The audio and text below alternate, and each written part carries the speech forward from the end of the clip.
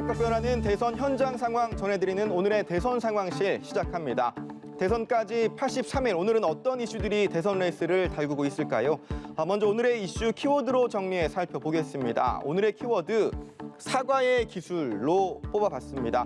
정치권에 몸담다 보면 종종 사과를 해야 할 일이 생기기 마련입니다. 이재명, 윤석열 후보도 대선 레이스 또 그에 앞서 경선 국면에서 국민들 앞에 머리를 숙인 일들이 있었는데요. 먼저 이재명 후보, 기성세대로서 청년들에게 보다 나은 사회를 물려주지 못해 죄송하다고 하기도 했고, 우리 청년들은 경쟁에서 이기지 못하면 실패하고 좌절, 절망의 나락으로 떨어져야 하는 상황을 만들었는 데 대해서 사과드립니다.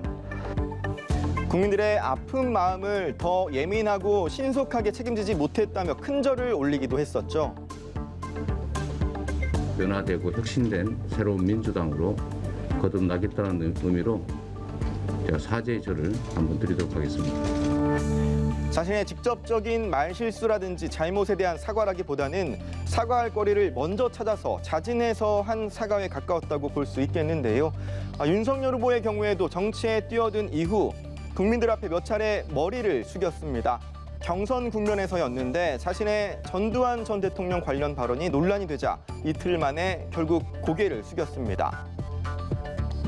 그 설명과 비유가 부적절했다는 많은 분들의 그 지적과 비판을 겸허히 수용하고 유감을 표합니다. 사과 이후 이른바 개사과 논란이 또다시 불거지며 윤 후보는 재차 머리를 숙이기도 했는데요. 국민들께서 좀 오해하거나 오해하실 만한 그런 상황을 제가 만들었더라면 그거는 전부 제 불찰이고 제가 국민들께 온전히 질책을 받을 그런 사안이라고 저는 생각을 하고 있습니다. 정치 경험이 많지 않았기 때문이었을까요? 윤 후보는 이 같은 문제적 언행이 있을 때면 논란이 불거질 대로 불거진 이후에야 떠밀리듯 사과에 나섰다는 비판을 받기도 했었습니다. 이 같은 사과 전력이 있는 두 사람, 최근 이틀 사이 경쟁이라도 하듯 또다시 국민 앞에 머리를 숙였습니다. 이번에는 자신 관련 문제가 아닌 두 사람 모두 가족 관련 문제 때문이었는데요. 일단 윤 후보의 경우 그제 새벽 부인 김건희 씨의 허위 경력 관련 보도가 있은 뒤 어제 오전까지만 해도 다소 격앙된 모습을 보이기도 했었는데, 시장 당사가 방송 이런 거 봐서 공개적으로 하는 게 아니고요. 그로부터 몇 시간 뒤 태도를 바꿔 송구하다는 입장을 낸 데 이어 오늘 아침에도 이 같은 입장을 밝혔습니다. 사과라고 하는 거는 또 잘못된 게 있을 때는 국민에 대항해서 이길 수는 없는 거 아닙니까? 국민들께서 이게 미흡하다고 비판할 때는 다 그거는 수용하고 100% 겸허하게 받아들여야 되는 문제 아니겠어요? 이재명 후보의 경우에는 아들의 상습 불법 도박 의혹이 불거지자 국민 앞에 바짝 엎드렸습니다. 인터넷 기준으로 오전 5시에 기사가 나왔는데 이 후보는 공보 라인을 통해 오전 8시 50분쯤 기자단 단체방에 사과 메시지를 올린 뒤이어 오전 9시 10분 있었던 행사 말미, 예정에 없이 마이크를 잡고 직접 이렇게 밝혔습니다. 자식을 가르치는 부모 입장에서 참으로 죄송하다는 말씀을 드립니다.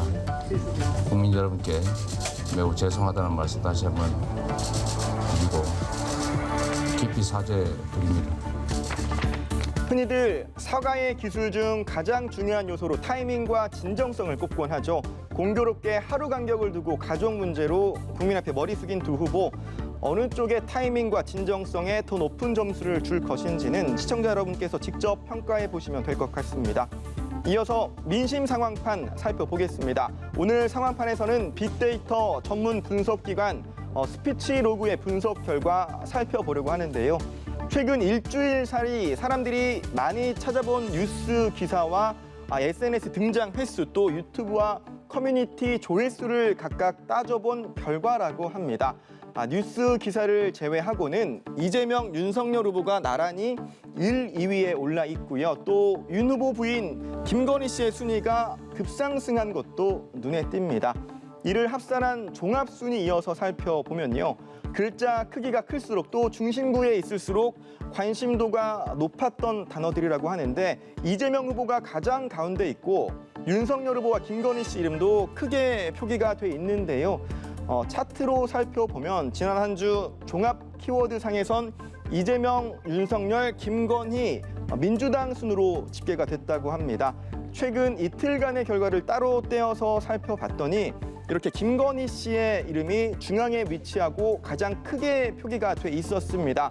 그제는 김건희 씨가 언론사와 통화에서 허위 경력 관련 의혹에 돋보이고 싶어서 그랬다는 등 발언을 했다는 보도가 있었고 또 어제는 윤 후보의 정치 참여 이후 사실상 처음으로 언론에 모습을 드러낸 김 씨가 사실관계 여부를 떠나 국민들이 불편함과 피로감을 느낄 수 있었다면 사과드린다고 말을 하기도 했었습니다.